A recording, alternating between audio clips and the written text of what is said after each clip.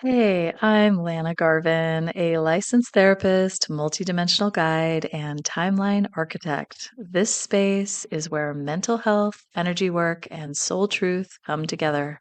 I help people reconnect with who they really are beneath the coping, the patterns, and the programming so they can live from alignment, not survival. If you're navigating awakening, healing old stories, or creating something new from the inside out, you're in the right place. So, let's dive in.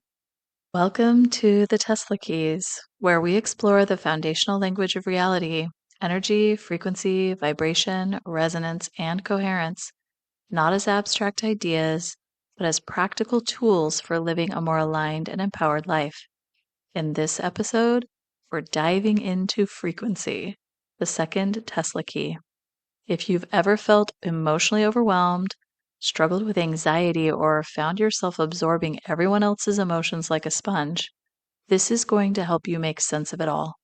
And if you're someone who's sensitive to energy, or maybe just starting to realize you are, learning about frequency can be a total game changer. When I was in the early stages of my therapy career, I remember walking into sessions already slightly anxious, trying to regulate the room without even knowing I was doing it.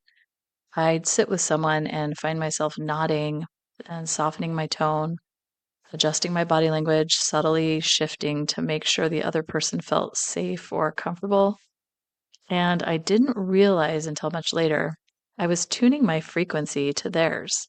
Not from grounded presence, though, from unconscious programming, from years of people pleasing and over attuning as a survival strategy.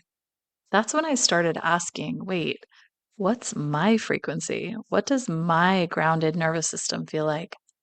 And suddenly it was like I'd discovered a language I had always been fluent in, but no one ever taught me to use on purpose. Understanding frequency helped me separate what was mine and what wasn't. It helped me regulate without performing, and it gave me a whole new way to read the room, not just emotionally, but energetically. Because frequency isn't about being high vibe or positive all the time. It's about awareness. It's about tuning into the subtle signals inside you and around you so you can choose how you show up instead of reacting out of old wiring.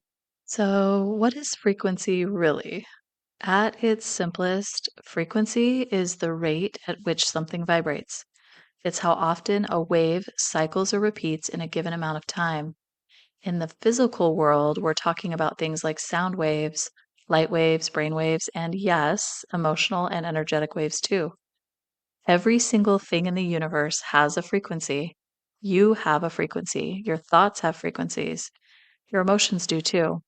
Even the spaces you enter, homes, offices, hospitals, they all carry a tone, a resonance, a frequency you can feel, even if no one says a word. And that's where this gets really powerful because whether you're conscious of it or not, you're constantly tuning and responding to frequency. Your body is reading the room before your brain catches up. Have you ever walked into a place and immediately felt tense, even though no one said anything? Or met someone and felt an instant comfort or discomfort without knowing why? That's frequency. Now imagine what happens when you grow up in an environment where the frequency was chaotic or unpredictable or emotionally unsafe. Your nervous system learns to adapt. You become excellent at tuning to others, but you might forget how to feel yourself. That's why so many people, especially highly sensitive or empathic ones, end up anxious, drained, or disconnected from their own needs.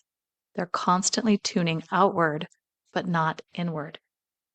So, what does this have to do with mental health? Everything. Anxiety, for example, is often your system trying to brace for or match a frequency it doesn't trust. Depression can sometimes be the body's way of pulling the plug, collapsing inward when it's been too attuned to stress for too long. Burnout, that's when your frequency has been in override mode, buzzing too high for too long without any grounding. We've been taught to look at these things as purely biochemical. And yes, the biology matters. But when you see mental health through a frequency lens, something clicks. You start to understand that healing isn't just about thinking new thoughts, it's about feeling different frequencies in your body and learning how to stabilize them. You begin to notice what raises or lowers your frequency: foods, people, music, movement, silence. You stop blaming yourself for feeling off and you start getting curious. What frequency am I operating from right now? Who or what am I tuning to? Is that even mine? And that's the beginning of sovereignty. Let's talk about how to actually use this because understanding frequency isn't just a concept, it's a tool, a guide, a way to navigate your day, your relationships, and even your healing. And it starts with awareness. Try this right now. Pause and check in with your body. Ask yourself, what's the frequency I'm in right now? You might not have words for it yet, but you can feel it. Is it buzzy? Is it scattered or heavy? Calm? Spacious? You don't have to name it perfectly. Just start building a relationship with your felt sense of energy. That's your internal frequency tuner coming online. Now take it one step further. Ask yourself, is this mine? You'd be so surprised how often we carry the emotional or energetic frequency of someone else, especially if we grew up needing to track others in order to feel safe. Once you start noticing the frequency you're in, you can start choosing the ones you want to anchor into. So let's say you notice you're stuck in anxious energy. What raises your frequency back into presence? Is it going outside and standing barefoot on the earth? Playing music, singing, breathing into your belly, petting your cat, laughing with someone who really sees you? These are not just self care, they are literal frequency shifts. They return your body to its own rhythm. And if you're someone who works with others as a therapist, a healer, a teacher, a parent, this is everything. Because when you know how to tune your own frequency, you become a signal of regulation. You help others return to coherence without having to fix or carry anything. You become the calm in the room, the grounded presence, the frequency holder. And that changes everything, not just for you, but for every system you're a part of. So here we are on the other side of this conversation about frequency. And maybe something's clicking, not just in your mind, but in your body, in your field. You're starting to realize that this isn't some abstract or spiritual idea. It's real, it's intimate, it's the invisible thread that's been shaping your life all along. When you begin to understand frequency, you stop living in reaction. You start living in alignment. You become the tuner of your own experience. And that shift, it changes everything.